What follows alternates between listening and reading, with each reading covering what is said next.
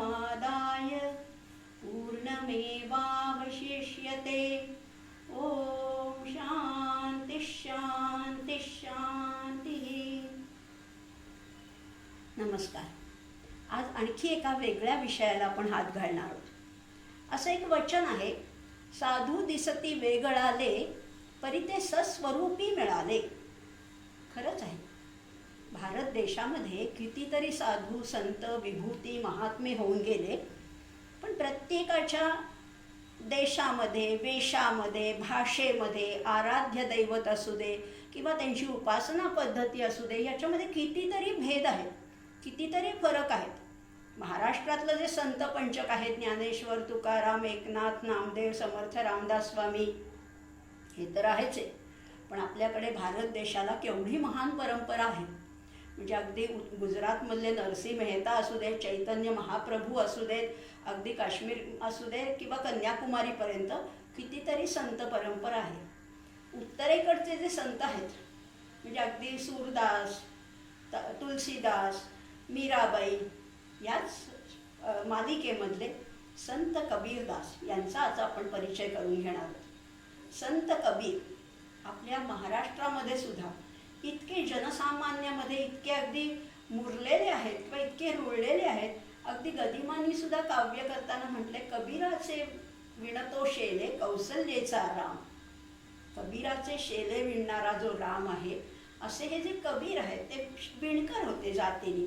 आणि त्यांचं चरित्र, त्यांचं तत्वज्ञान, त्यांचे दोहे, त्यांचे ग्रंथ, त्यांचं जे विचार आहेत हे आपण समजून घेणार आहोत. आणि कसं काय, म्हणजे कबीरांचं उत्तर प्रदेशामध्ये तर फार मोठं स्थान आहे, कारण त्यांची भाषा सोपी. दोह्यामधनं अतिशय सोप्या भाषेतनं त्यांनी या लोकांचं प्रबोधन केलेलं आहे. आणि ते कसं केलं हेच आपण आज जाणून घेणार आहोत.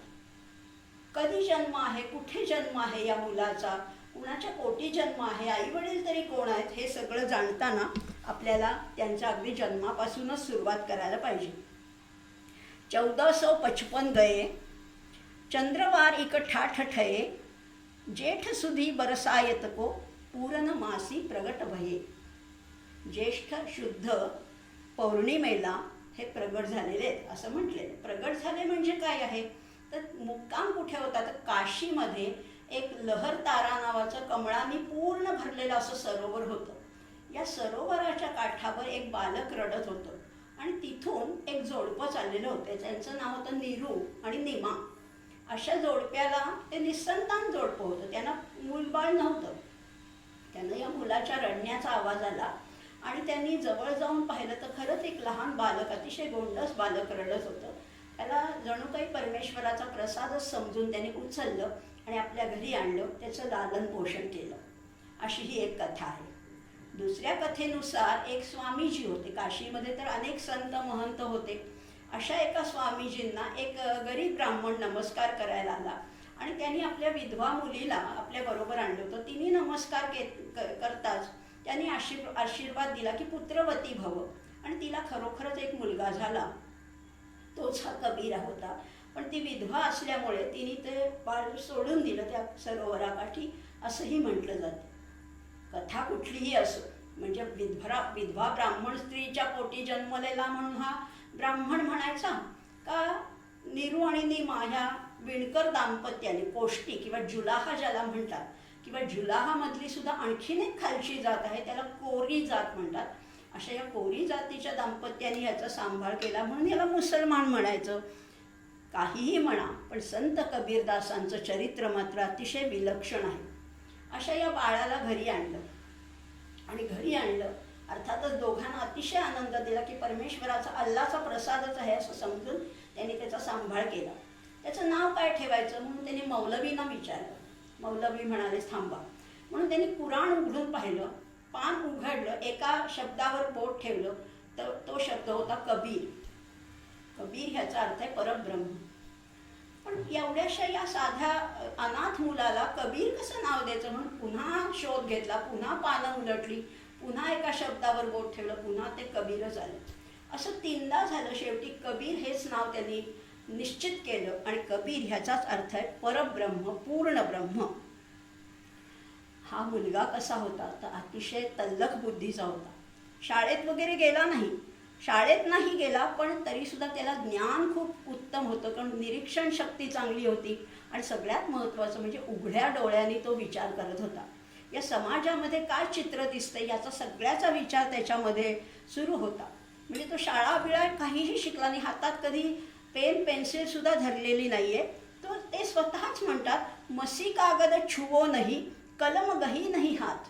कधी हातात पेन कलम धरलंच नाही आहे, पण तरीसुद्धा ज्ञान कुठलं होतं ते अगदी परब्रह्माचं, पूर्ण ब्रह्माचं ज्ञान आहे.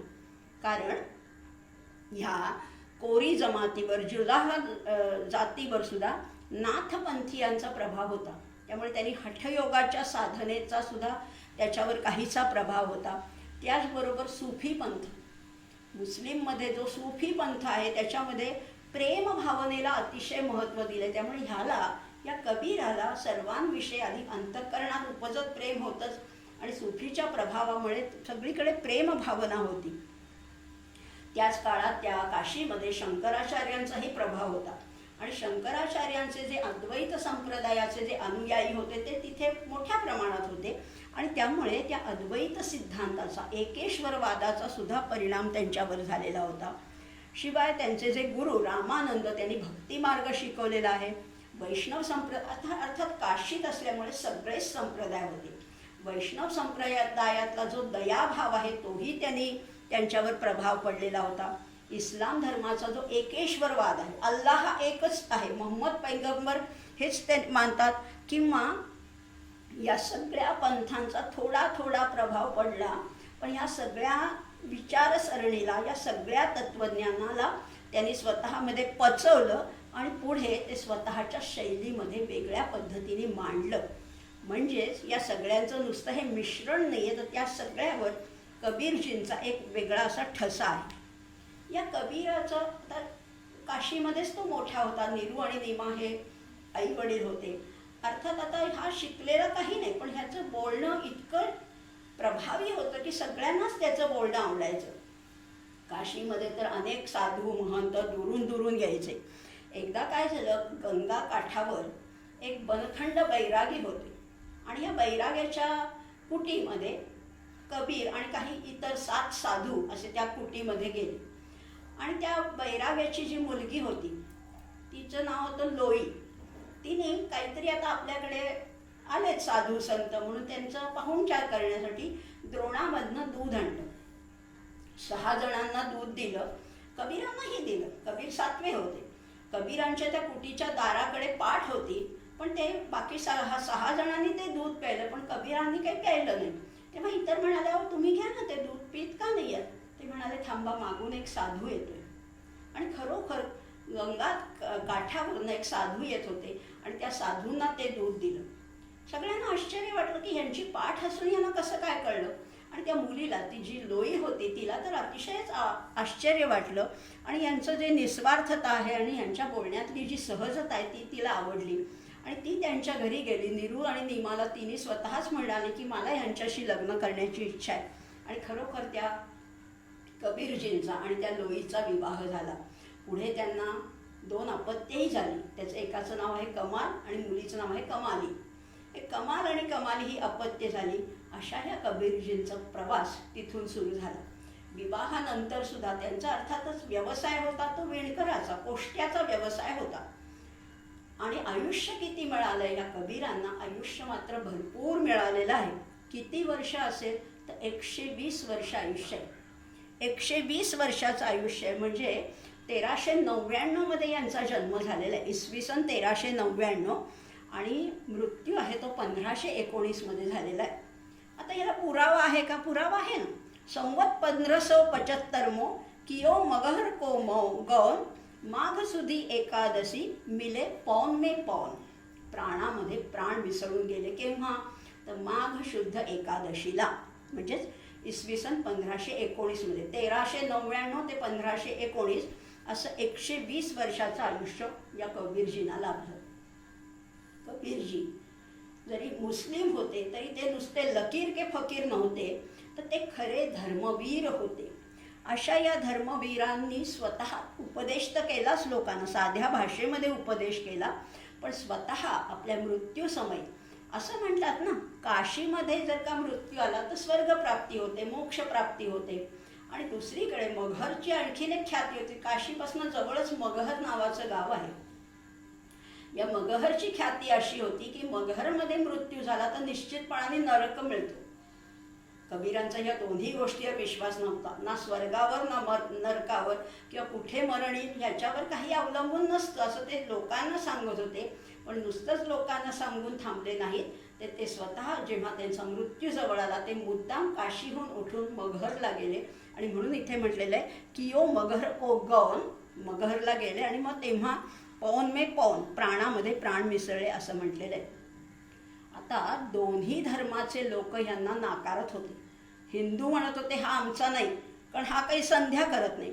न संध्याम संधत्ते नियमित नमाजम न कुरुते. मुस्लिम म्हणायचे हा आमचा नाही, कारण हा नमाज पठत नाही. म्हणजे नमाज पठणही करत नाही, संध्याही करत नाही, म्हणजे हा हिंदूही नाही, मुस्लिमही नाही. सगळ्या लोकांनी त्याला खरं तर नाकारलं होतं, पण त्यांचं त्याच्यावर काहीच म्हणणं नव्हतं. कबीरजी म्हणत होते माझं काहीच म्हणणं नाही आहे, हिंदू कहो तो मैं नहीं, मुस्लिम कहो तो मैं नहीं, पाच तत्व का पुतला हूँ, गैपी खेले माही. तुम्ही मला हिंदू म्हणू नका, तुम्ही मला मुस्लिम म्हणू नका.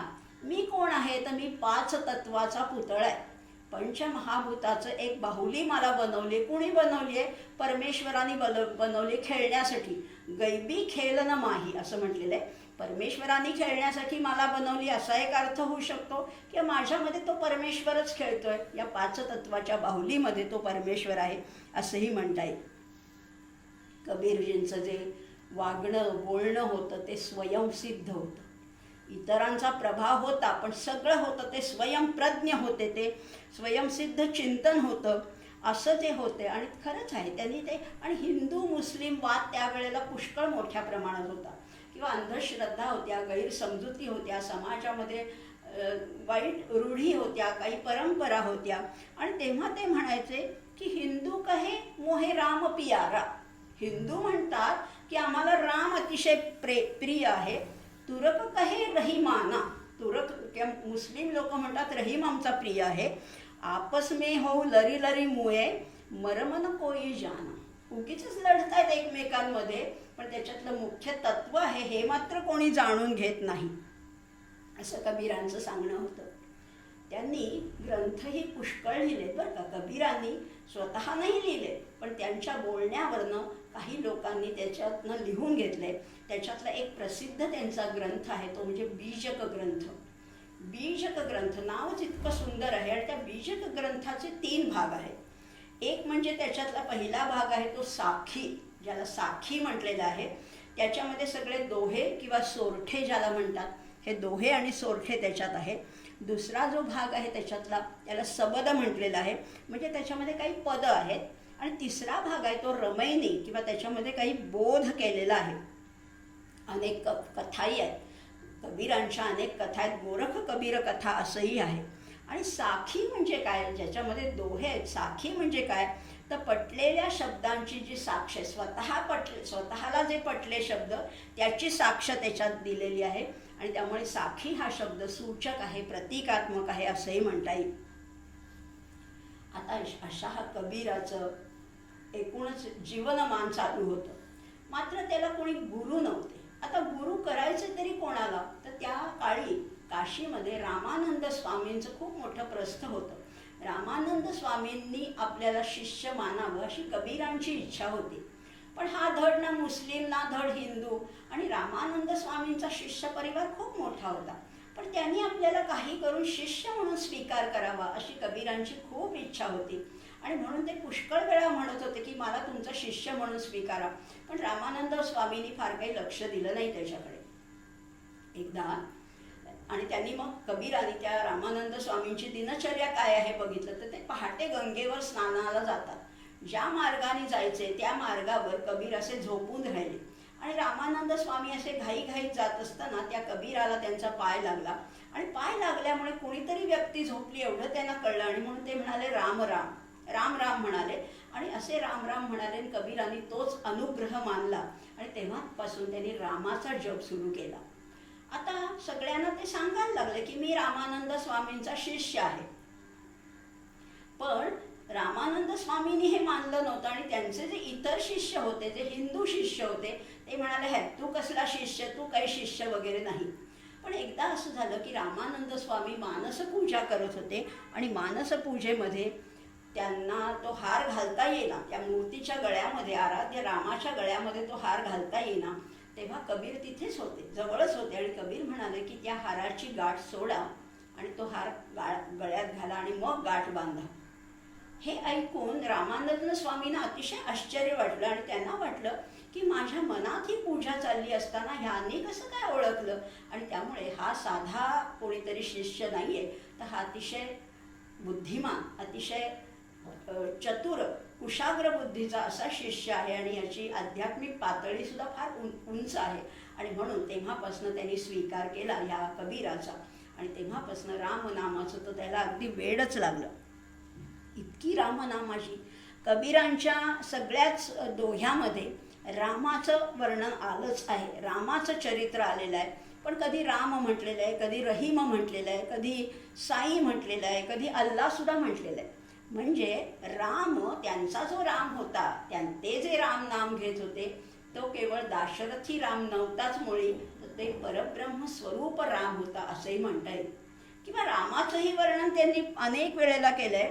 ते तर स्वतःला म्हणायचे, कबीर कुत्ता राम का, मी तर रामाचा कुत्रा आहे, कबीर कुत्ता राम का, मुतिया मेरा नाम, गले राम की जे बडी, जीत खिचे तत जाय.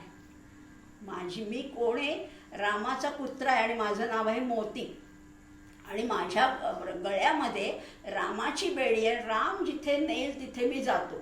असं त्यांनी रामाचं इतकं सुंदर वर्णन केलंय.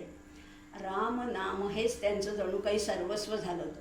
राम नाम हेच माझं धन आहे, राम नाम हीच माझी शेती आहे, राम नाम हेच माझी बाग आहे, राम नाम हीच सेवा आहे, हीच पूजा आहे. असं सांगताना कबीरजी म्हणतात, सो धन मेरे हरि का नाव, ते धन, रामाचं नाव हेच माझं धन आहे, गाठी न बांधे वेची न खाऊ.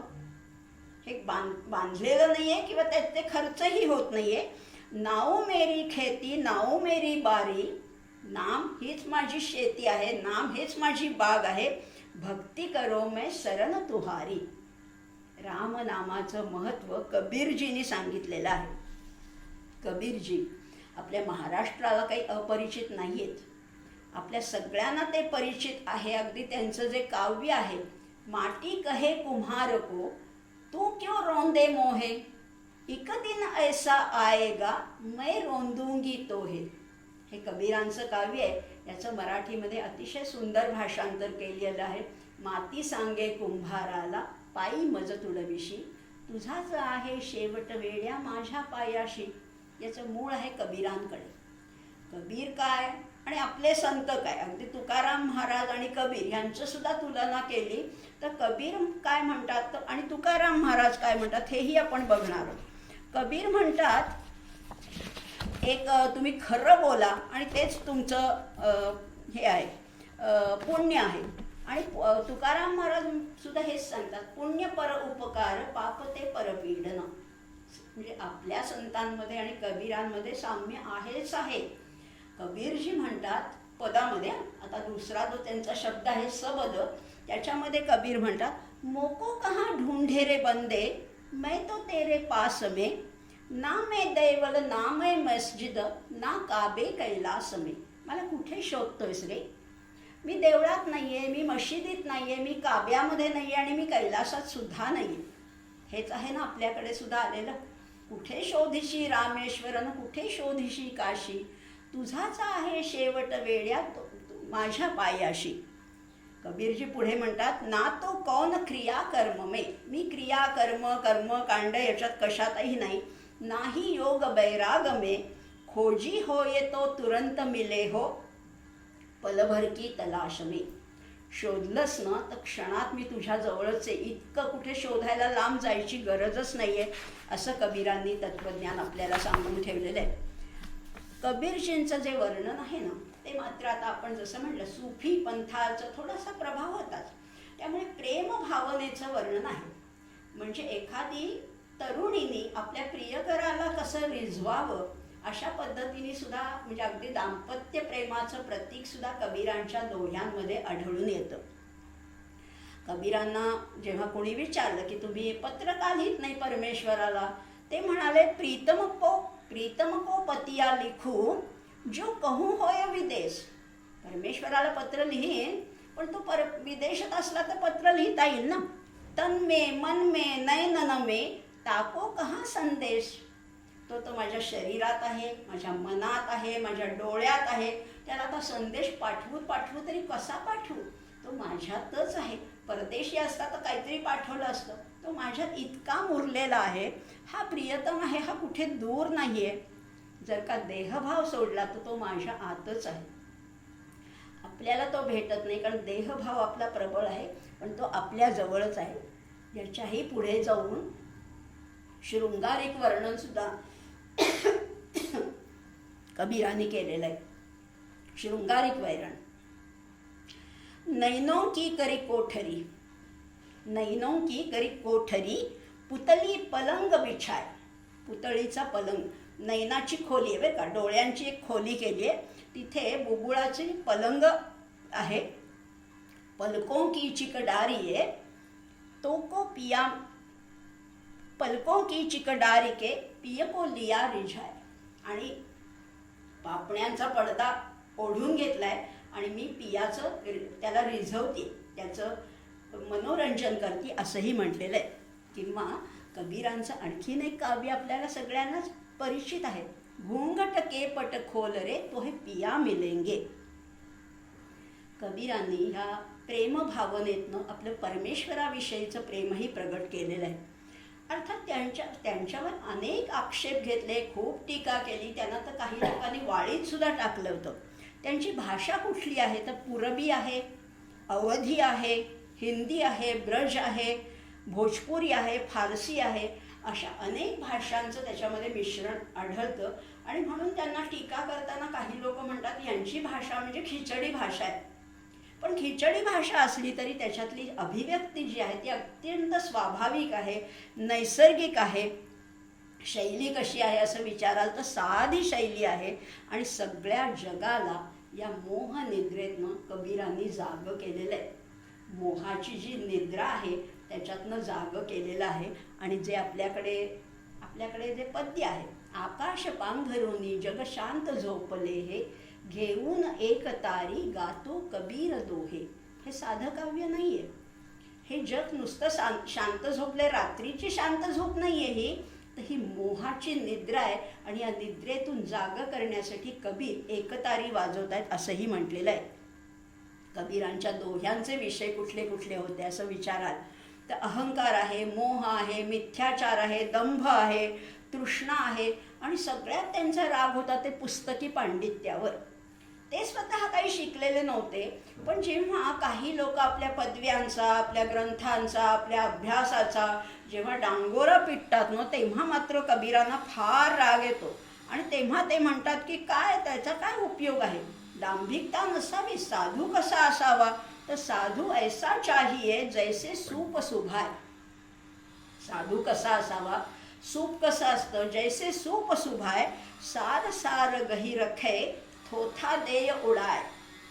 साधूंनी सार ग्रहण केलं पाहिजे आणि थोथा जो चोथा आहे तो टाकून दिला पाहिजे, फोलपट जो कोंडा आहे तो टाकून दिला पाहिजे. त्यामुळे त्यांचा पुस्तकी ज्ञानावर किंवा उच्चवर्णीयांवर सुद्धा थोडासा राग होता. राग अशासाठी की त्यांनी त्या वर्णाचाच अभिमान धरत होते. उच्चवर्णीयांवर टीका करताना कबीरजी म्हणतात, फार सुंदर आणि प्रत्येक गोष्टीला एक सुंदर दृष्टांत आहे, प्रत्येक गोष्टीला एक सुंदर उदाहरण दिलेलं आहे. कबीरजी म्हणतात, बडा भया तो क्या भया. तू उच्च जमातीत, उच्च जातीमध्ये, ब्राह्मण कुळामध्ये जन्माला असलास म्हणून तू काय मोठं केलंस. बडा भया तो क्या भया, जैसा पेड खजूर. खजुराचं पेड कसं असतं, खजुराचं झाड कसं असतं, पंछी को छाया नाही फल लागे अतिदूर. पंथी को छाया नाही, वाटसरूला सावली मिळते का खजुराच्या झाडाने, नाही. आणि फळं लागतात ती अतिशय दूर. म्हणजे तुझा काय उपयोग आहे. उच्चवर्णीयामध्ये जन्म घेतला म्हणजे तुम्ही कोणी मोठे शहाणे नाही झाला. असं सांगताना त्याने पुस्तकी ज्ञानावर टीका केली आहे, भोग विषयाच्या भोगावर सुद्धा खूप टीका केलेली आहे. त्यांच्या साहित्यामध्ये, त्यांच्या दोह्यामध्ये हा जे परब्रह्माचं रूप आहे त्याची वेगवेगळी नावं आहेत. कधी गोविंद म्हटलंय, कधी राम म्हटलंय, कधी हरी म्हटलंय, कधी साई म्हटलंय, कधी सुलताना, कधी रहिमाना, अशी ही नामं वापरलेली आहेत. आता साधू कसा असावा, कबीरांचं फार सुंदर चित्रण आहे बरं का. आणि फार सुंदर म्हणजे त्यांनी असं म्हटलेलं आहे की साधू गाठ न बांधई उदर समाताले. साधूनी कसं असायला पाहिजे, थोड्यामध्ये संतुष्ट असायला पाहिजे. साधू गाठ न बांधई उदर समाताले आगे पीछे हरी खडे जब मांगे तब दे. हावरटपणा करू नका, आधाशीपणा करू नका. किती मागून मागून किती मागाल, उदर समाताले, पोट भरेल एवढंच घ्या, आणखीन आणखीन आणखीन ही हाव नको. पण हरी कुठे, हरी मागे पण आहे, हरी पुढे पण आहे. जेव्हा तुला गरज पडेल तेव्हा तो द्यायला बसलाय ना, तो हरी आहेच आपल्या, असंही कबीरांनी म्हटलेलं आहे. साधू कसा असावा, अति शिक्षणाचा, अति तुमच्या जातीचा, धर्माचा उगीच अभिमान बाळगूच नका. आणि माझ्यावर उगीच टीकाही करू नका आणि उगीच स्तुतीही करू नका. तुल्यनिंदा स्तुतिर्मौनी जे गीतेत सांगितलंय तेच कबीरजी म्हणतात. कबीरांची काही लोक, जसा जसं त्यांचा प्रभाव वाढत चालला तसं तशी अनेक लोक त्यांची स्तुती पण करत होती. म्हणजे काही लोक तर म्हणायचे, काय कबीरजी, काय तुमचं वाङ्मय आहे, काय तुमचं साहित्य आहे. त्यांना कबीरजी म्हणायचे, कबीर कबीर क्या कहे जाओ जमुना के तीर. मला काय तुम्ही कौतुक करताय कबीर, तुम्ही मोठे कबीर, तुम्ही किती ग्रेट, किती महान. कबीर कबीर क्या कहे जाओ जमुना के तीर एक एक गोपी के प्यार में बहे गए कोटी कबीर. हा गोपींचं प्रेम बघा, माझी काय स्तुती करता. या गोपींच्या जी भक्ती आहे, त्यांची जी प्रेमभावना आहे, त्याच्यामध्ये असे कोटी कबीर वाहून जातील, इतकी मी कमी आहे त्यांच्यापेक्षा. आणि जेव्हा निंदेचा प्रश्न येतो तेव्हा सुद्धा कबीर म्हणतात, निंदक नियरे रखिये, निंदक नियरे रखिये आंगन कुटी छवाय. तुमच्या अंगणातच निंदक असू देत, कारण काय करतात निंदक, पाहिजेच जवळ. बिन पाणी बिन साबून निर्मल करे सुभाय. पाणीही लागत नाही, साबणही लागत नाही. निंदक शेजारी असले की तुमचा स्वभाव निर्मळ होऊन जातो. आणि हेच आपल्याला आपल्या संतांनी सांगितलंय, निंदकाचे घर असावे शेजारी. कबीर आणि आपले महाराष्ट्रातले संत काहीच साम्य नाहीये, पण शेवटी साधू दिसती वेगळाले परी ते सस्वरूपी मिळाले. असेच हे कबीरांचं फार चरित्र आपण जाणून घेतोय.